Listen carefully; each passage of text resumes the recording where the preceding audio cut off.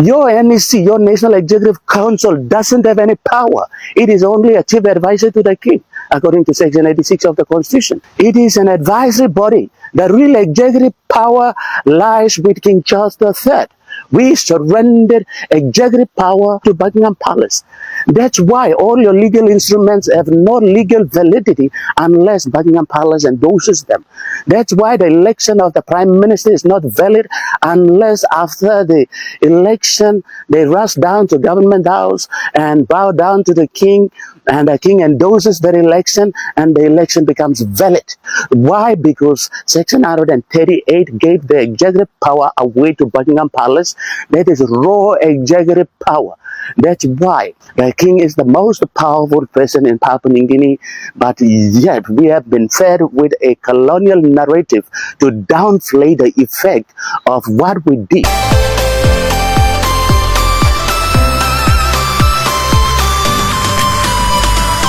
Why Papua New Guinea must immediately become a republic?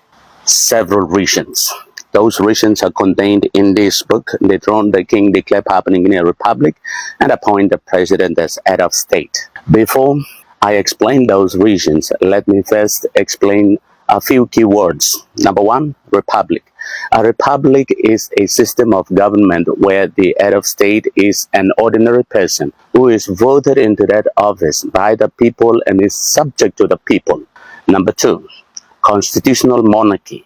A constitutional monarchy is also a system of government where the head of state is a monarch, a king or a queen.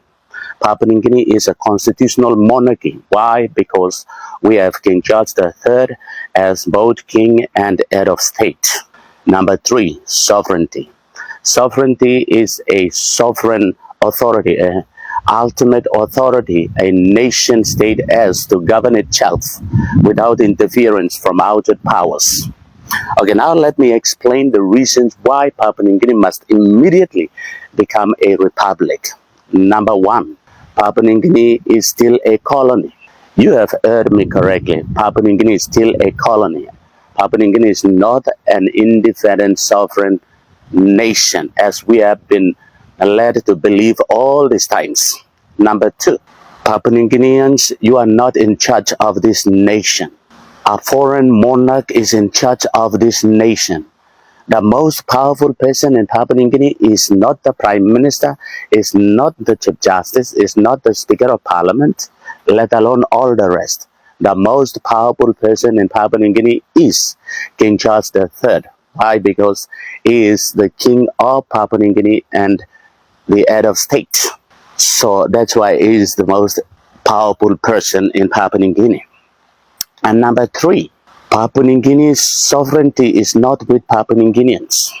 Papua New Guinea's sovereignty has long been surrendered to Buckingham Palace. Sovereignty, as I have explained, is the authority to govern oneself, govern a nation. That ultimate authority, we surrendered it to Buckingham Palace. We don't have it here. We surrendered the sovereignty of this nation to Buckingham Palace. We don't have it. Buckingham Palace had that sovereignty. So Buckingham Palace in turn governs us using that sovereignty, reigns over us using that sovereignty. Okay, now let me take you through the Constitution so that you can appreciate. Section 82 of the Constitution declares the King of England or Great Britain to be the King of Papua New Guinea and head of state. That is not ceremonial in nature. That is a substantive constitutional provision that declares that the British monarch is also King and head of state of Papua New Guinea. Section 83 states that if the reigning monarch dies, whoever is the successor automatically becomes the next king and head of state of Papua New Guinea. Queen Elizabeth II died and automatically King Charles III became king and head of state of Papua New Guinea.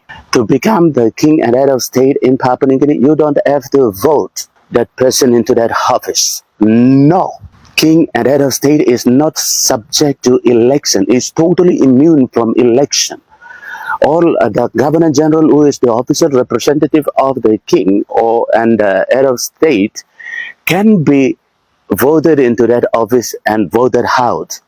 But you can never, under the constitution, there is no provision that the king can be voted into that office and voted out. Never. We gave that power away to Buckingham Palace permanently. We appointed a permanent king over this nation, and we can never change it unless we amend the constitution.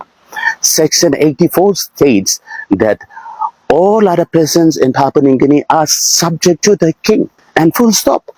So Section 84 simply declares that all Papua New Guineans are the subject of the monarch. So all of you who are watching right now are the subjects of the monarch. Your own constitution says that of all persons in Papua New Guinea, including the Prime Minister, the Chief Justice, the Governor General, and Parliament Speaker, let alone all the rest, all of you are subject to the king. So that means that Section 84 basically renders you all mere subject of the monarch, and full stop. In your own country, you claim to be citizens, but your own constitution says that you are all subject to the monarch. Section 85 implies that all of Papua New Guinea is the realm of the monarch. Go and read Section 85. All of Papua New Guinea is the realm of the monarch. Simply means all of Papua New Guinea is the territory of the king. Your own constitution declares that the whole territory of Papua New Guinea is the territory of the king. You can own a small piece of land and claim that this is my customary land. Or you can own a piece of land in any urban area and say that this is my land. Well, don't you know that the whole landmass, which we call Papua New Guinea, is the king's territory, is the realm of the king, where the king exercises his jurisdiction, where the king reigns over it. So the whole landmass is under the ownership of the king. And Section 86 of the Constitution says that NEC, National Executive Council, is only an advisory body. So all these times we have been led to think that NEC, National Executive Council, has the power. But according to Section 86 of the Constitution, NEC is only an advisory body. As a matter of fact, NEC is the chief advisor to the king. The king has raw executive power to govern this nation. Section 100 of the Constitution vests the legislative power of the people, the power to make laws, is vested in the parliament, and the parliament is an institution. It's not an individual. Parliament is an institution. The power to make law, that power is vested or deposited in the legislature or the parliament, according to Section 100 of the Constitution. Section 158 of the Constitution, the judicial power of the people, that is the power to interpret the law that is made by the parliament. That power is vested in the national judicial system, consisting of the Supreme Court, the Court of Appeal, the National Court, and the District Court. So, national judicial system is not individual, but is an institution. The courts are not individuals, but they are institutions. So, the judicial power of the people is vested in an institution. But Section 138 of the Constitution vests the executive power of the people, the power to govern and the power to enforce the laws of the country. This is the highest power, the power to govern and the power to enforce the laws. That power is vested not in the National Executive Council, but is vested in the king, and the king is not an institution, but the king is an individual. Therefore, King Charles III has raw executive power. You have been misled to think that King Charles III or the head of state is just a ceremonial figure. You can say that, but look at Section 138 of the Constitution. Your NEC, your National Executive Council, doesn't have any power. It is only a chief advisor to the king, according to Section 86 of the Constitution. It is an advisory body. The real executive power lies with King Charles III. We surrendered executive power. We surrendered our sovereignty to Buckingham Palace. That's why all your legal instruments have no legal validity unless Buckingham Palace endorses them. That's why the election of the Prime Minister is not valid unless after the election they rush down to Government House and bow down to the King, and the King endorses their election and the election becomes valid. The Chief Justice's appointment is not valid until Buckingham Palace endorses it. Why? Because Section 138 gave the executive power away to Buckingham Palace. That is raw executive power. That's why the King is the most powerful person in Papua New Guinea, but yet we have been fed with a colonial narrative to downplay the effect of what we did. So this time, they have all these times they have said it's just a ceremonial office, it's just a ceremonial figure. Well, what about Section 138 of the Constitution? What about Section 82 of the Constitution? According to Section 82, we literally declared the British monarch as both king and head of state. And according to Section 83 of the Constitution, the king is not subject to election, because if he dies, automatically the king and the head of state position will automatically go to the next heir or successor. The king is not subject to us. King is not subject to the people. King is absolute. King has authority over the nation. Prime Minister is subject to the king. All the departmental heads are subject to the king. All the people are subject to the king. Look at Section 84. Section 84 says that of all persons in Papua New Guinea, the king and head of state takes precedence in rank, and the Governor General takes precedence in rank immediately after the king and head of state. Who then is the Governor General and who is the king? It's the one and the same person. According to Section 82 and 83, the Governor General is the official representative of the king. King is not omnipresent, so king rules is colonized through Governor Generals. Don't you know that? A Governor General is a officer representative. So when you see the Governor General, you are actually seeing the king himself. So the Governor General doesn't have any power of his own. The Governor General only exercises the power of the king. So that's why King George III is running this country, is reigning over this country through the Government House. Okay, now I come to sections 92 and 93 of the Constitution.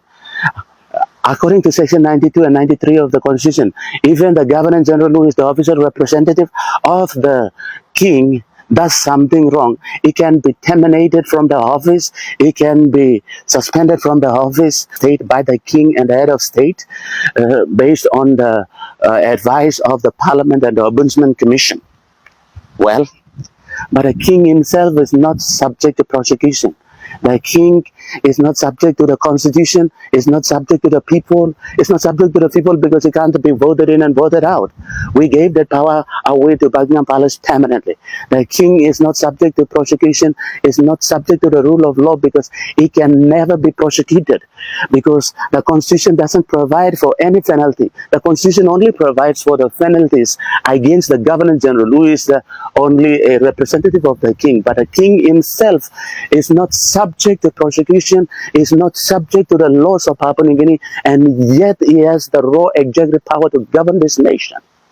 Unlike Constitution of United States of America, because United States of America, the president is both the head of state and the head of government. So that's why, according to Article 2, Section 4 of the United States Constitution, the reigning president can be impeached if he is found to have committed bribery, treason, or any other serious offense, because he can be prosecuted under the Constitution of the United States, which means that he is subject to the Constitution, he is subject to the rule of law, and he is subject to the people because people will vote him in and vote him out if they don't like him.